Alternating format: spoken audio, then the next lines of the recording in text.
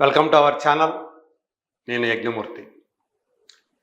SSMB 29 లేదా ఎస్ఎస్ఆర్ఎంబి ఏదేమైనప్పటికీ కూడా సూపర్ స్టార్ మహేష్ బాబు, దర్శక ధీరుడు ఎస్ఎస్ రాజమౌళి వాళ్ళిద్దరి కాంబినేషన్లో రూపుదిద్దుకుంటున్నటువంటి సినిమా మీద ఇప్పుడు అందరి దృష్టి ఉంది.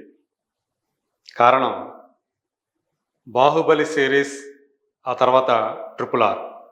ఈ సినిమాలతోటి అంటే మొత్తం 3 సినిమాలతోటి రాజమౌళి పేరు దేశవ్యాప్తంగానే కాకుండా ప్రపంచవ్యాప్తంగా వినిపిస్తూ ఉంది.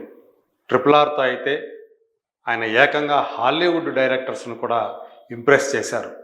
అందులో ఆయన చిత్రీకరించినటువంటి ఎమోషనల్ సీన్స్ ఏవైతే ఉన్నాయో, కొన్ని యానిమల్ సీన్స్ ఏవైతే ఉన్నాయో వాటికి వాళ్ళు డైరెక్టర్సే, పేరు పొందినటువంటి డైరెక్టర్సే చాలా బాగా ఇంప్రెస్ అయిపోయి రాజమౌళిని ప్రశంసించకుండా ఉండలేకపోయారు.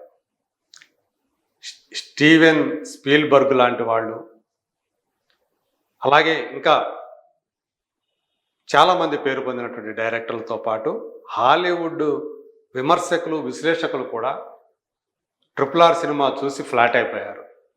ఆ సినిమాకి 2 ఆస్కార్ అవార్డులు కూడా రావటం మనందరికీ తెలిసిందే. ఒక తెలుగు సినిమాకి, అదే ఒక భారతీయ సినిమాకి చాలా కీలకమైనటువంటి మ్యూజిక్, అటు ఒరిజినల్ స్కోర్, ఒరిజినల్ మ్యూజిక్ కిరవాణికి, అలాగే ఆ నాటు నాటు పాటకి ఇచ్చినటువంటి లిరిక్స్ ఏవైతే ఉన్నాయో ఆ లిరిక్స్కి గాను చంద్రబోస్కి, ఇద్దరికి కూడా ఆస్కార్ అవార్డులు లభించాయి. ఇది మొత్తం తెలుగు వారందరి ఛాతీలు కూడా ఉప్పొంగిన సందర్భం అది.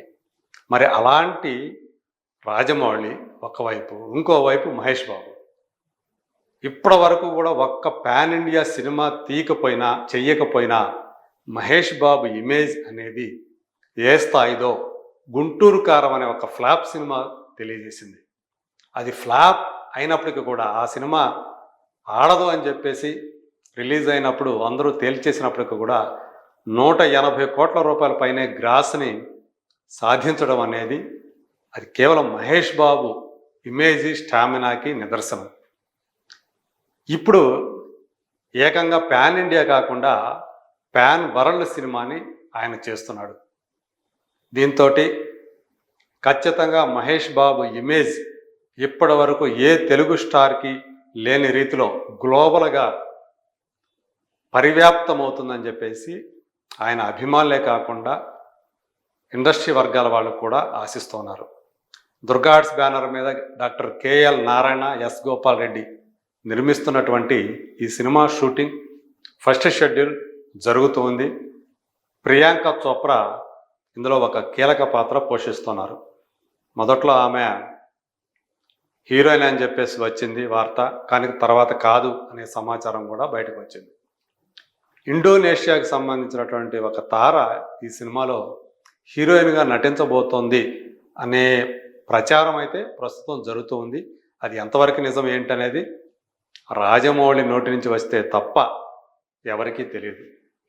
అసలు ఈ సినిమాలో పలానా వాళ్ళు యాడ్ చేస్తున్నారు, ఈ సినిమాకి పలానా వాళ్ళు క్రూగా పనిచేస్తున్నారు అనే విషయం కూడా ఇంతవరకు అఫీషియల్గా ఎవ్వరూ కూడా చెప్పలేదు.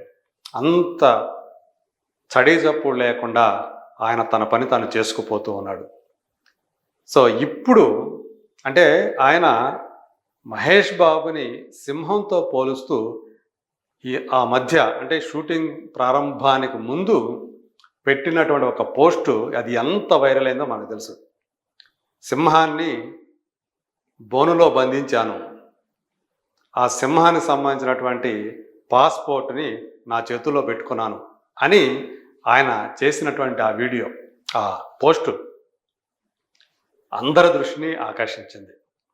సో దానికి మహేష్ బాబు స్పందించడం, ఒక్కసారి కమిట్ అయితే నా మాట నేనే విన్ను అని ఆయన కామెంట్ పెడితే ప్రియాంక చోప్రా ఫైనల్లీ అని చెప్పి ఒక షూటింగ్కి వచ్చినట్లుగా ఆ ఎమోజిని కూడా ఆమె జోడించారు. అంటే ఇక షూటింగ్కి వచ్చేసినట్టుగా, మొదలైపోయింది అన్నట్టుగా మన అందరికీ మొదలవుతుందని అందరికీ అర్థమైపోయింది. మరి ఇప్పుడు నిజంగానే ఆయన సింహంతో పోల్చడం మహేష్ బాబు ఏమో కానీ ఇప్పుడు ఇంటర్నెట్ని షేక్ చేస్తున్నటువంటి ఏదైతే ఉందో ఒక చిన్న వీడియో, అది అందులో మహేష్ బాబును చూసి అందరూ కూడా షాక్ అయిపోతున్నారు. నిజంగా సింహం జూలు, మేల్ లయన్కి ఎలాంటి జూలు ఉంటుందో ఆ తరహా జూలుతోటి, అంటే జుట్టు అంతగా పెంచేసేసి, పొడవుగా పెంచేసి ఆయన అలా కనిపిస్తున్నారు. అది ఎలా వచ్చిందో బయటకు వచ్చేసింది. ఆయన అద్దం ముందు వెళ్ళి చూసుకొని మళ్ళీ యువతలకు వచ్చేసినటువంటి ఆ చిన్న వీడియో ఇప్పుడు ఇంటర్నెట్ని షేక్ చేసి పడేస్తుందనేది నిజం. సో అభిమానులందరూ కూడా చాలా ఉత్సాహంతో ఆ వీడియోని పదే పదే షేర్ చేస్తూ దాని గురించి మాట్లాడుకుంటూ ఉన్నారు. సో ఖచ్చితంగా అంటే ఈ సినిమా కోసం ఒక కొత్త లుక్లో, అంతకుముందు ఆయన అంటే ఈ జుట్టు ఇక్కడ మనకు కనిపిస్తుంది, ఈ పొడవాటి జుట్టుతోటి మనకి కనిపించినప్పుడే ఈయన ఏంటి జీసస్ లాగా జుట్టు పెంచేశారు అన్నట్లుగా మాటలు వినిపించాయి. చాలామంది అలా వ్యాఖ్యానించారు.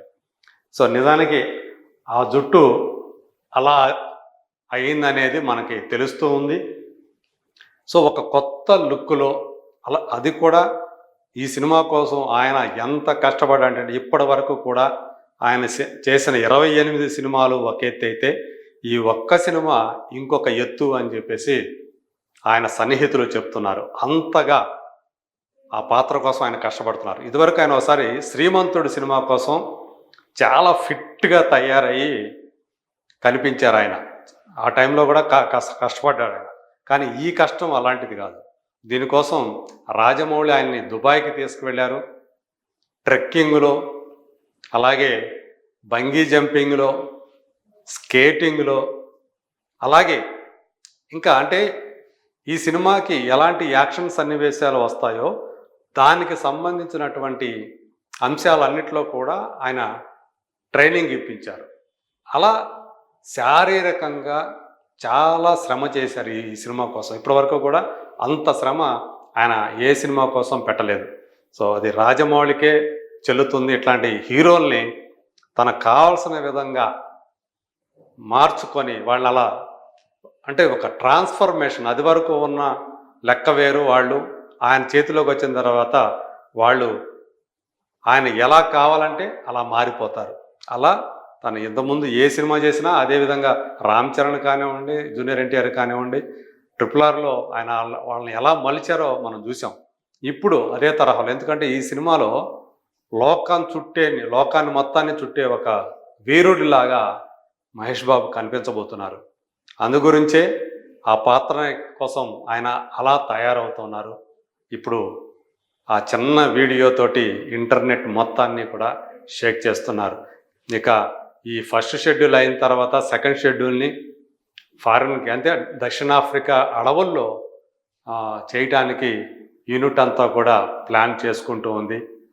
సో మొత్తానికి వచ్చే సంవత్సరం 2026లో ఈ ఫస్ట్ పార్ట్, ఎందుకంటే ఇది 2 పార్ట్స్గా ఈ సినిమాని జక్కన్న ప్లాన్ చేస్తూ ఉన్నాడు. సో మొదటి భాగం అందులో వచ్చే సంవత్సరం మేబీ సమ్మర్కి వచ్చే అవకాశాలు ఎక్కువగా ఉన్నాయని చెప్పేసి తెలుస్తూ ఉంది. మరి ఆ సినిమా కనుక వస్తే అది ఎలా ఉంటుంది ఏంటి అనేది ఇక ఎవరి ఇమాజినేషన్కి వాళ్ళకి వదిలేయటమే. మరి చూద్దాం. సో రాబోయే రోజుల్లో ఈ సినిమా సంబంధించిన ఏ చిన్న అప్డేట్ అయినా సరే ఫ్యాన్స్కి, అటు మహేష్ ఫ్యాన్స్ కానీ జక్కన్న ఫ్యాన్స్ కానీ, అది ఒక సంబరాన్ని తీసుకొస్తుందంటంలో సందేహమే లేదు.